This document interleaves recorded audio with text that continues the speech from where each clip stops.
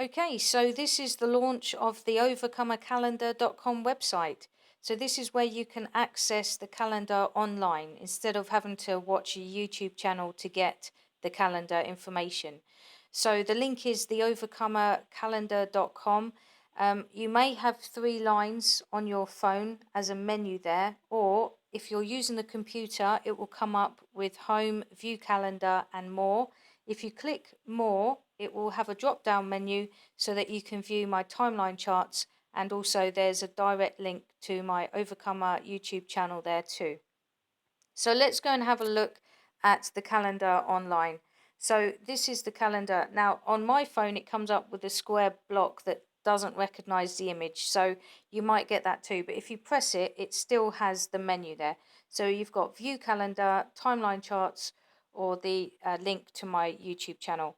So this is the website. So if you scroll down, it's a calendar that uses the full moon as the new moon. So when you know when the full moon happens, you know when the new moon day is. Therefore, you can set the month according to that, and therefore the seventh day Sabbaths will be on the 7th, 14th, 21st, and 28th day of the month, which means that any day of the week can be a seventh day Sabbath day. So you can also view the calendar on that link there by pressing that button. And there was also, again, another link to my YouTube channel there. Just press that circle there and you'll get to my YouTube channel, and my email address is there too. So let's view the calendar. So this is the calendar, and as it is an end times calendar, there is only 7 months, because I really don't see much past the 7th month at the moment, in terms of how things are going to be fulfilled. So the 7th month, you just tap it, and then it brings it up like that. Now I've got it on landscape view on my phone at the moment because it's easier for me to record like this, but you can obviously put it on portrait, or you can just zoom in just like that on your phone. So it's quite easy, and then just press the X, just zoom out and press the X to get rid of it. Now you can obviously just click on any month and just swipe across backwards and forwards to get to the month that you want. So that's the calendar. If you want to view the timeline charts that I've got, just scroll back up again to the menu, timeline charts.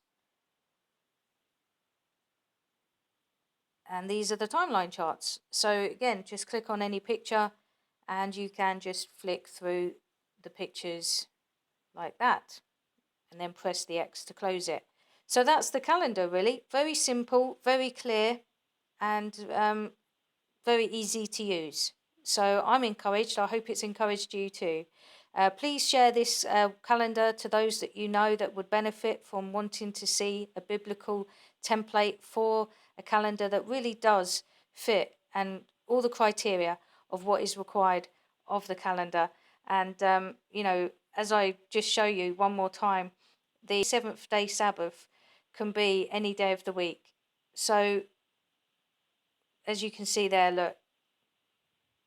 Now, according to when this seventh day happens for the Sabbath, obviously, I don't believe it's necessary for us to keep it according to this calendar, because it's very difficult to say to your boss, okay, well, I'm going to need Mondays off as of August, and then in September, I'm going to need Tuesdays off. It's just not practical in the way that we live our lives according to the Gregorian Roman solar calendar. But I do believe that when the millennial reign comes, the Lord Jesus Christ will probably say, this is the calendar that we're going to use, the Overcomer calendar. Why not?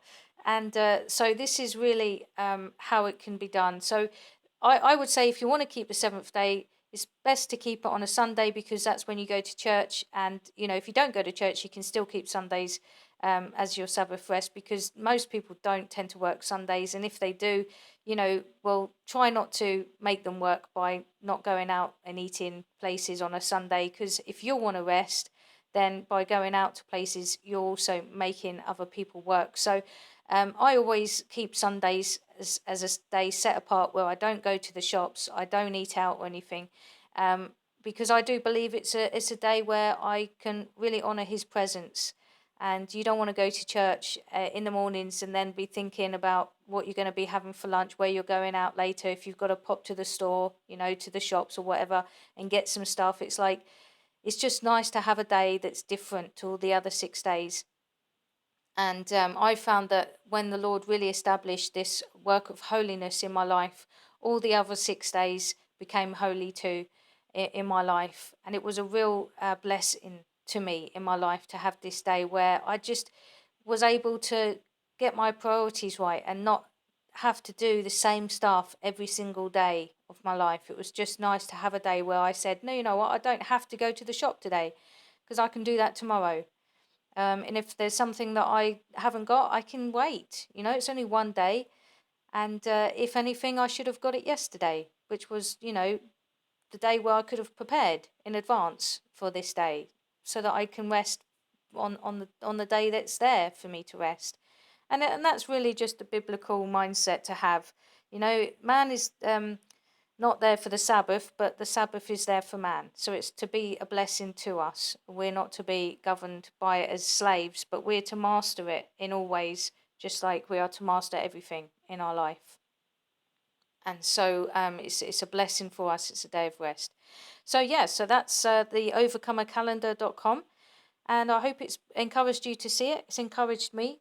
And just want to encourage you to check it out, bookmark it. Obviously, change your bookmark if you need to. And God bless you and have a great day.